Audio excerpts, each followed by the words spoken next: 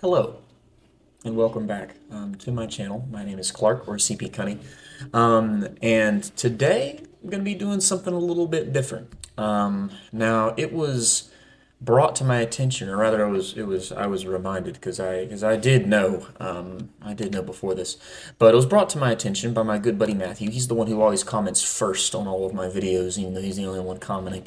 Um, But that the console edition for Planet Zoo came out. It came out like maybe a little bit over a week ago, so maybe I'm a little bit late to the party on this. But between that and he was over the other night, and he's like, he brought up my one of my old zoos, and so we were looking at the old zoo, and I was sitting here thinking like, oh my god, this is a disaster. And between those two experiences, then I thought, you know what? Why not? So today, I'm going to be kind of giving maybe like a little bit of a tour, but more so, I'm just going to be kind of going through this old zoo. This is not my first zoo. I'll tell you about my first zoo in a little bit. This is my second zoo.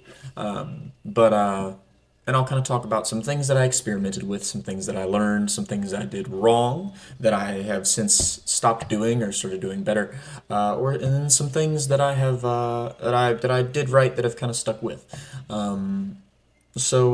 Without further ado, I will mention that for my first zoo, it was called the Clarksville Zoo, because my name is Clark. And that was basically me just learning how to play. I got off the ground, and then I came crashing down. And as my money started to go into the red, then you know, staff started to quit. Animals couldn't get fed, and animals were starving for a while. And then protesters started showing up because animals were starving. And then once the zoo was inflated like a balloon with protesters, then the mechanics quitting caused all of the barriers to break down. I had saltwater crocodiles in that zoo. I had like Nile monitors. I'm sure I had some other like large and dangerous species that just walked out because there were no barriers because they all broke down. It was a disaster, and I ended up closing that zoo out of shame.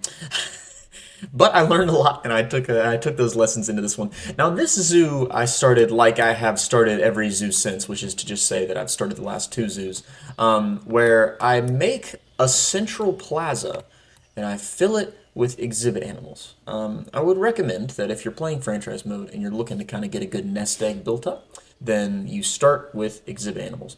They bring in guests. They're more low maintenance on your staff, and whenever they overpopulate, you can just quickly sell them for cash. You don't have to worry about like the mechanics don't really have to do anything as far as keeping them contained. I mean, you know, it's there's a lot of staff members that are like you can kind of take it or leave it, whether or not you want educators. You'll need mechanics for other stuff, but you'll need fewer keepers because their tasks are not as intensive as they are for habitat animals. And then let that run for a few years, and then kind of get your money up a little bit. But that's what this central area was to start. Now it has been since converted into a nice little central restaurant. I'll probably talk a little bit about more later, as well as just some seating areas, some souvenir shops, and stuff like that. But without further ado, I am going to kind of go in the order that I built this zoo, more or less. I built this zoo sort of geographically. My new one is sort of taxonomically, so by like how animals are related. But this one is sorted by like different parts of the world. So I started out with an India section, and the first habitat that I built was this one right here, this gharial habitat. Now, this gharial habitat has paid dividends for me. I am able, with the benefit of hindsight, able to spot a lot of things that I would do differently about this habitat if I were to build something like it today, which I will eventually be building it in my Oslo Zoo. Be sure and check out that series if you haven't already. But one thing that I did right was this little backstage area. This is this is just purely a staff area. It provides them with an alternative and easy access to the habitat relative to the guest, relative to the guest access. And this is important because the closer that your staff buildings are to your habitats that they're servicing, the better. Especially zookeeper huts. Whenever they go feed the animals, they walk into the habitat, they kind of pull out their clipboard, they assess the situation, and then they go back to the keeper hut, prepare the food, and then bring the food out and actually feed the animals. My camera's shaking a little bit. Sorry about that. So if you can put your habitat your keeper hut, sorry, like right here would save them a lot of time in commuting back and forth. But I would speak very highly to the Gariel, just because there's like 50 of them in here right now. They have, well, not quite that many, but anyway, they're critically endangered. They take a long time to mature, and so whenever they mature, they'll mature in they have like clutches of I don't know 6 or 7. So they'll mature like 7 at a time, and then boom, immediate overpopulation. But because they're critically endangered, they sell for a lot of conservation credits. So while that was not my intention when I first built this habitat, it paid off. So I would strongly recommend doing something like that. I also did want to point out just the fact that this zoo was before I really started tinkering with custom barriers. There's nothing really wrong with the game's barriers. They're just not as aesthetic, in this player's opinion. So just cut me some slack. There's absolutely no custom barriers in this game, barring maybe some natural barriers, which I'll talk about later. But let's just see here. Sorry, I have a little list that I wrote on this napkin, so I'm going to be kind of just running down it. So another thing that I wanted to talk about, and this is prevalent in my flamingo habitat, my peafowl habitat, and my babirusa habitat. Now, these animals can generally live in pretty large group sizes, with pretty small space requirements. Like for example, this habitat is really small, and I don't actually remember exactly how many peafowls there are in here. Currently, there's 9 in here. There are 9 peafowls in here, and yet they are, let's see here, almost double their space requirement. If you have a small space requirement, every time a bird poops, or whatever the heck it is poops, then the cleanliness is affected more in smaller habitats than it is in large ones. So I would recommend either not keeping these habitats that are this size jam-packed, or simply make them a little bit bigger than they need to be. Because even this one that is bigger than it needs to be, this habitat, I remember whenever I was working on this zoo actively, was constantly giving me like prone to disease outbreaks notifications, and it was constantly being plagued by disease outbreaks. Honestly, I should be thanking this habitat because it's probably a big reason why I have completed every single veterinary research for diseases. Every single one. It's honestly kind of insane, but it's paid off now. And I have similar problems with the flamingos. Another thing, I guess I didn't include it on my script, but some animals, if you go to the habitats tab, and then you do the species filter. Some animals don't have prefab hard shelters on the habitat filter, under their species filter. That does not necessarily mean that they do not have a hard shelter requirement. So if that's the case, I mean, as long as they can fit in there, anything will really do. But use a different blueprint, get jiggy with it, and make your own custom shelter, whatever. But just know that pretty much every animal is going to need some form of hard shelter. Speaking of hard shelter, one thing that I did kind of do a little bit with this Bengal tiger habitat, is I ended up using this elevated path as shelter. Now, I know that a lot of the prefab shelters, I think they look kind of ugly. Sometimes they work, Like sometimes you can make them work, but generally speaking, they look very man-made, and a lot of times I like to make my habitats look natural. And if you don't really want to go through the trouble of building a cave, like this is kind of a cave. The caves that I've built recently are like to think a little bit better than this. But if you don't want to go through the trouble of building a cave, because it can be quite cumbersome building a cave rock by rock. I mean, you can go on the Steam Workshop and look for cave blueprints. I'm sure there are plenty, but you can also use elevated paths. Now this one I had to kind of bolster it with a little bit of rock because this is a pretty narrow path. But just know that paths do count as hard shelter if an animal has some bedding underneath it. But yeah, I'm trying to think here as to what is next. Ah, yes, the grid for plazas. So the next thing that I was going to refer to is over yonder. I'm going to go off script here. And I'm just going to say, don't be afraid to try things. If you have an idea, it is your duty as a creative player of this game and others like it to just go for it, man, and just know that oftentimes it's not going to pan out the way you want it to. And Exhibit A is this snow leopard habitat right here. I was telling myself they live in mountains. They live on mountains. It'd be really cool to have that represented. So I just terraformed this mountain. And the mountain looks meh. It doesn't look great. But then like the fact that I ended up putting this glass barrier on there, and I tried to work this elevated path close to said glass barrier to give guests a good view. And all in all, the juice wasn't worth the squeeze. Look at that, it's a dead end too, so like no guests are even going to go that far over probably. But, and this isn't going to be the last time that I say this, but just try stuff.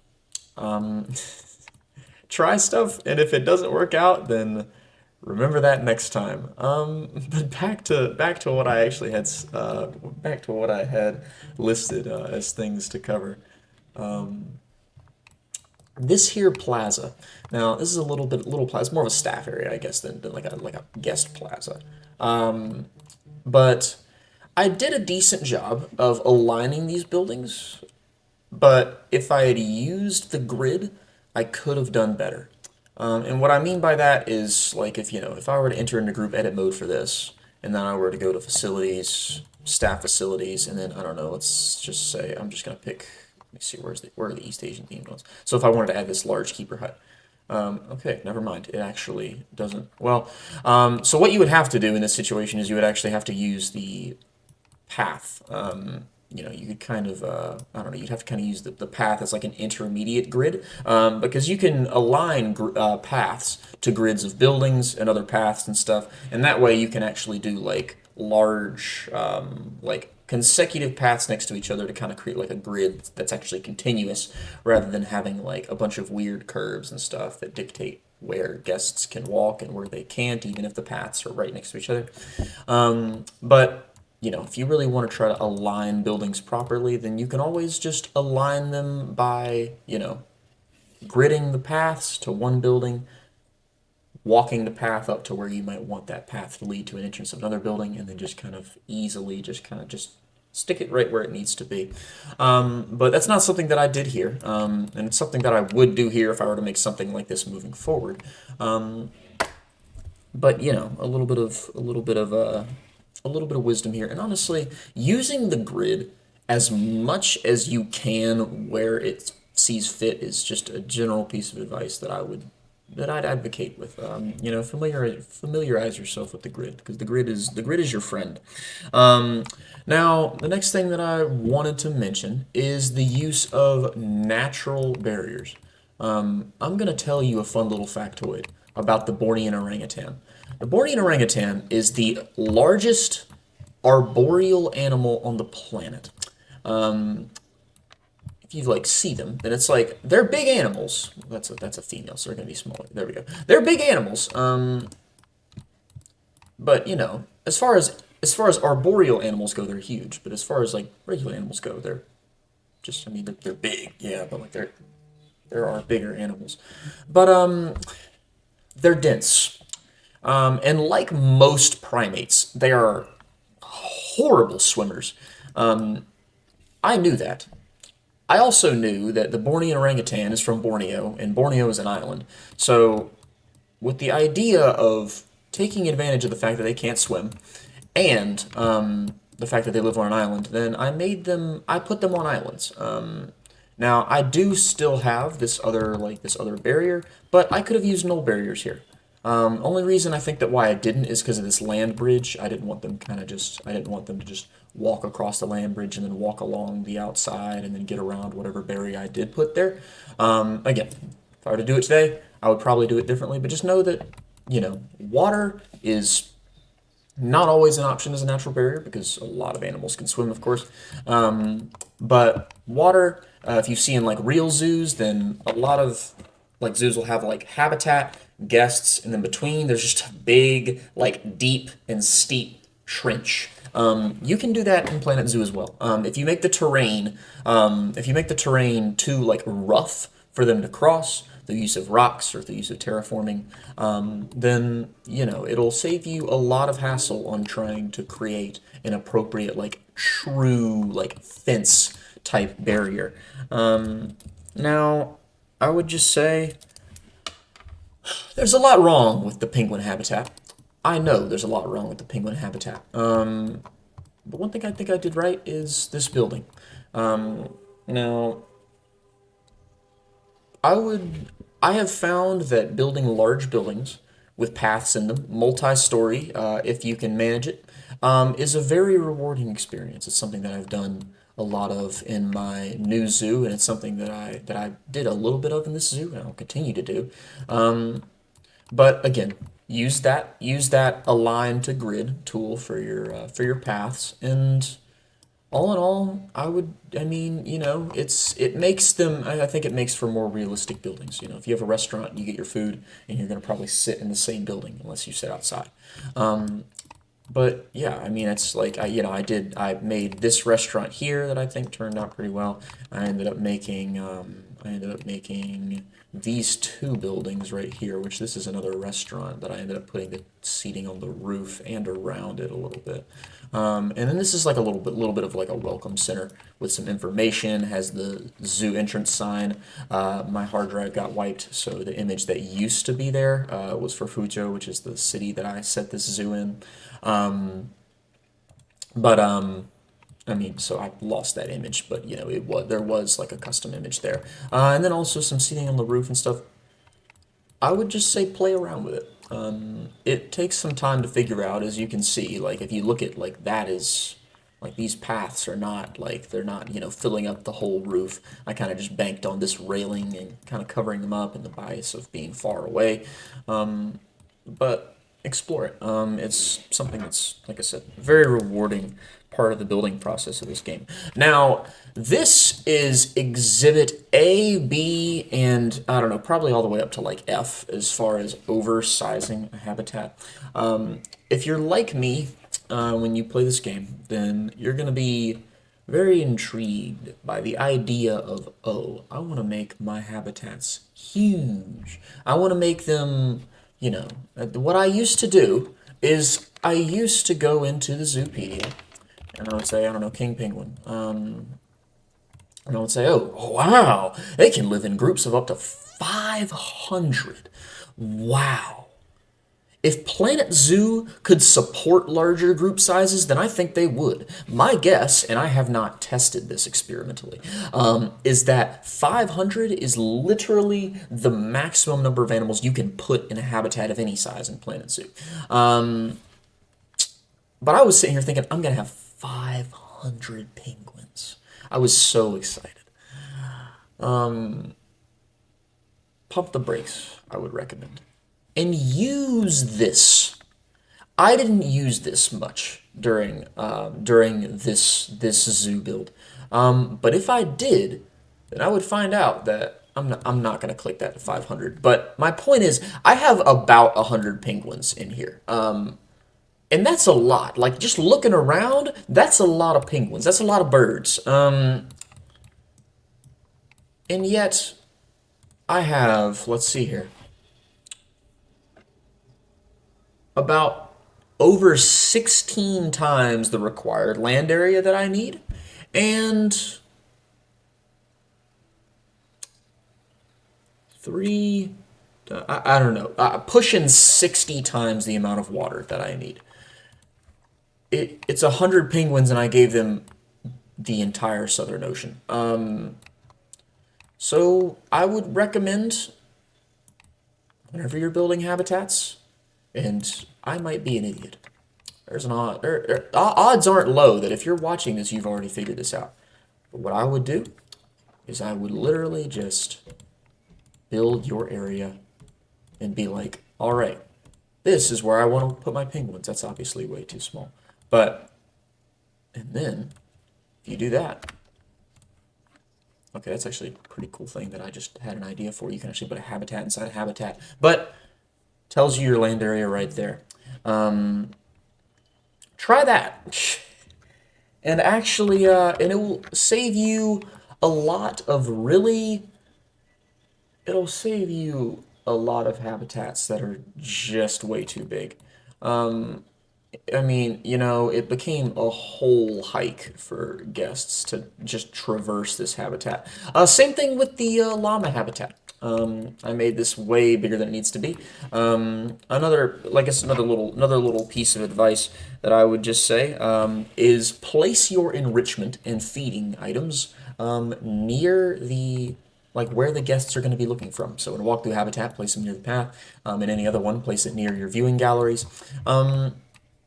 Because you know that'll draw the animals that way, and that way, even if you do need this much space, which I'm going to go ahead and tell you that unless you have like a full herd of hippos, which might be the only thing in this game that would actually justify a space this big, then like they have the space because they need the space, but they might not necessarily use the space. So you want to make sure that they're using the space that you want them to use. And then of course you could put like your bedding and stuff like that back a little bit further away because you know animals get stressed if they're always being watched, or at least a lot of animals do. It varies from species to species.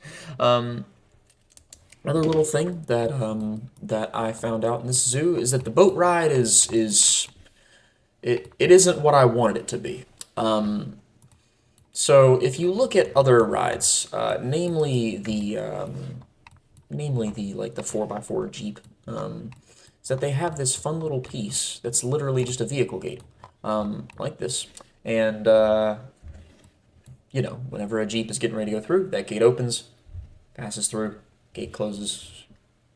I probably didn't have to explain that, but that's how a gate works. There is no gate for the boat, meaning that you're gonna need. I mean, you can't build barriers across there, so across that track. So you have a few options. You can play in sandbox mode, where you can just toggle the escaping for animals on and off. So that way, you don't have to worry about actually making viable barriers, even if you make null barriers with no physical barriers whatsoever, then animals will not cross that barrier. And then you can just have it go straight into the habitat because there's no hard barrier to stop the track. You can do what I did and just kind of have it go between the habitats, which I'm not really happy about how that turned out. Now it's good for transportation because I do have stops here and here, and then I think I have one more. Nope. Nope, I think I was planning on maybe putting one more, but I don't know if I ever actually did. But yeah, I guess just know what you're getting into when you mess with the boat, because all the transport rides work very well for transit, primarily in a loop. The shuttle mode does work, it just doesn't work very well. I realized how far this walk was, and so I tried to put like a little bit of a shuttle. Only problem is you can only put one vehicle in at a time. I was thinking when I added in this that it was going to be a train of these. It was going to be like 5 or 6 cars, and they would go back and forth. No, it's just one, just one. This line is always going to be that long because it is so glacially slow. It's going to be ferrying like 12 people like back and forth and back and forth. Honestly, did I up the speed? I need to up the speed on it, honestly. Yeah, I have the max speed at 35 miles per hour. So that thing's flying, and it's still gonna be pretty, it's still gonna be pretty slow just because of the low capacity. Another thing, about this guy right here, because it doesn't enter any habitats, then species seen last year is 0. Even though it passes by the giant otter habitat, it passes by the spectacled caiman, passes by whatever is in here, which quite frankly I don't remember. Is anything in here right now? Well, there's food in here right now.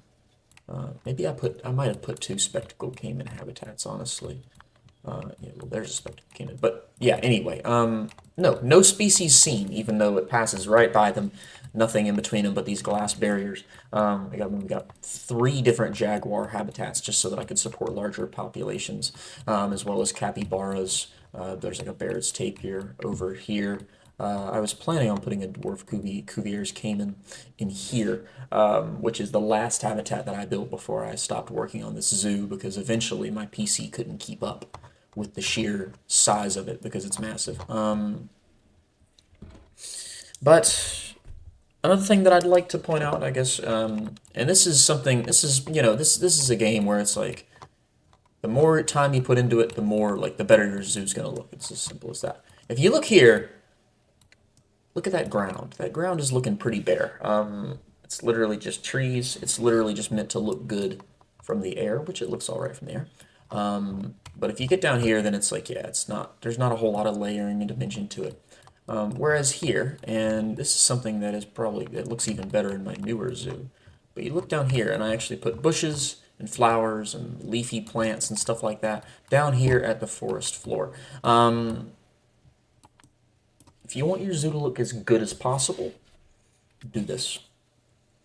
If you don't care, if you don't think it's worth the time because it is a time-consuming process, then don't sweat it. It does help with the scenery rating of your things right here. Like this scenery rating is 100%. For staff facilities, it shrinks the radius of which their negative effects on guests are. So like if you cover it up with a bunch of cool scenery, then you open up the heat map about with the negative effects on guests. Like that's a pretty small circle. But if you were to go to one that's I don't know, let's just take a look here. I'm trying to figure out if I can find like an apples to apples example. If you look at this one, that one has a pretty big circle. I don't even know if I could find an apples to apples example. I'm not as familiar with the staff layout of this zoo anymore. I mean, yeah, no, like I said though, if you want to make your zoo look as good as possible, then leave little to no like ground showing. I would recommend this Scaevola bush right here. Like these Scaevola bushes are like they're like a big, like massive, ever expanding tropical bush, and they're huge, so it's very like it just looks like general greenery, and I use them a lot in this zoo and the next one in order to kind of, I guess, expedite the process of covering up all of the ground. So look for that. There's a lot of like grasses in the game that, like the savanna grasses might not look good for this particular area, but I mean, the grasses are something that's like, it looks good to put a lot of it side by side. Whereas if you put like an ever-ending expanse of this, then it would just look it wouldn't look quite right. But another thing about staff layout, I mentioned how good this staff area was for the gharial. It is not good for anything else. Basically, just try to keep your staff areas centrally located to the area that they are serving. Now, like I said, this is excellent for the gharial, but it's not for, I think the work zone is just the India. Yeah, I have 2 Indian work zones. But yeah, this one, these are the staff buildings. And they serve all these habitats that are over here. So it's not even as the crow flies. They have to go around out this way because the entrance is on the far side, and they have to go all the way and to go all the way over to wherever the gate is, which for the tiger one, I mean, I at least tried to put them on the near side, although that one is just especially terrible. Although there are some more guest, or no, actually no, those are guest facilities. Not, I think that might be a staff facility if I'm not mistaken. But the point is though, just I guess pay attention to that. Try to put your buildings, try to put your staff buildings centrally located to the areas that they're serving, and yeah, it'll pay dividends. Your staff will be working less of the time because they are able to do their jobs faster because they spend way more time walking from point A to point B than actually doing anything at point B. And then they do their jobs faster. They are able to rest more. They are less likely to quit. It's just yeah, I mean, a lot of my advice is probably pretty subjective, but that is something that will serve you well. That is all that I had on my list. My napkin list is complete. So with that, this is gonna conclude this video. Thank you for tuning in. I really, I wish all of you who are playing this game, I wish all of you the very best of luck with your building experience. If there's anything at all that you would like to know how to do, if there's any advice that I can give as somebody who's put in, I don't know, a few hundred hours into this game, if there's anything at all, then please comment below. I'd love to hear from you. And without further talking, as my favorite Planet Zoo YouTuber says, then I'm gonna let you go. Bye bye.